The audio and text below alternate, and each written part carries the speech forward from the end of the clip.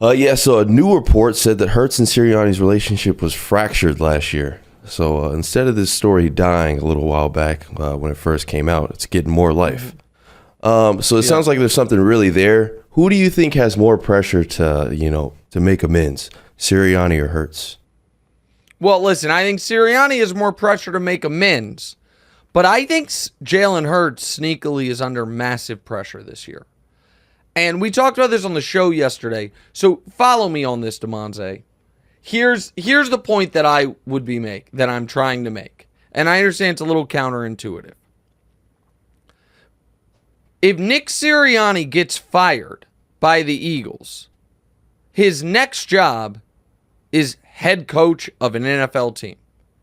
His winning percentage plus 3 years, 3 playoff appearances, plus a Super Bowl appearance means if he gets fired, he gets another bite at the head coaching apple, almost guaranteed. I know that folks are going to say that I'm getting ahead of myself here. But if the Eagles sour on Jalen Hurts, typically, when a team that drafts you and invests in you decides, oh, you're not the guy, your next job is then a quarterback competition. That's what it was for Darnold. That's what it was for Baker. It wasn't that for Goff, and Goff ended up, by the way, being the best example of this. It's what it was for Carson Wentz. It didn't work well. And I know people are like, my God, you're a pretty quick trigger on Jalen Hurts. The point I'm trying to make is this.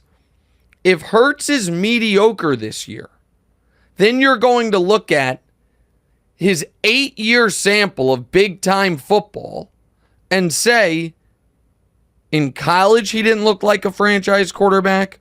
Early in his career, he didn't look like a franchise quarterback. The last couple years, he didn't look like a franchise quarterback. It was the one season when he damn near won league MVP, when he played a brilliant Super Bowl, and no one can take that away from him. But the more we get away from that in time, until he has another year similar to that, I think there's going to be growing concern.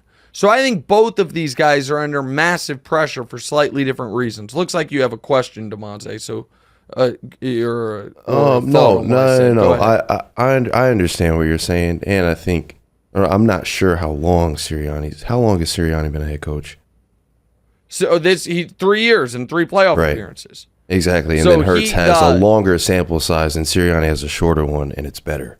So. Well, and listen, and I'm no Sirianni guy, and Hurts doesn't have a much longer sample size because when I say 8 years, I'm including college and him having to transfer from Alabama. But it's just, I think that this is the other place where draft bias works against you.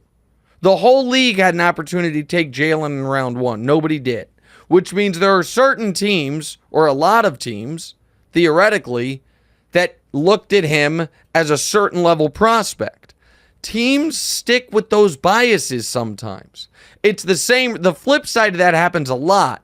When a guy who was a top 10 pick is never good, teams keep taking chances on him because they're like, man, we had him graded as the 7th best player in the draft. When we get him, even if he's been in the league 4 years and been cut by 2 teams. And so it's not like Jalen was a 6th round pick, but I just think his footing is less certain than most people tend to believe. And this article did not do him or Sirianni any favors. Hey, thanks for watching. Hit the subscribe button to get more from the show, and make sure to click the bell to get notified every time new content drops. Check out full episodes of What's Right wherever you get your podcasts, or just click the link in the description below.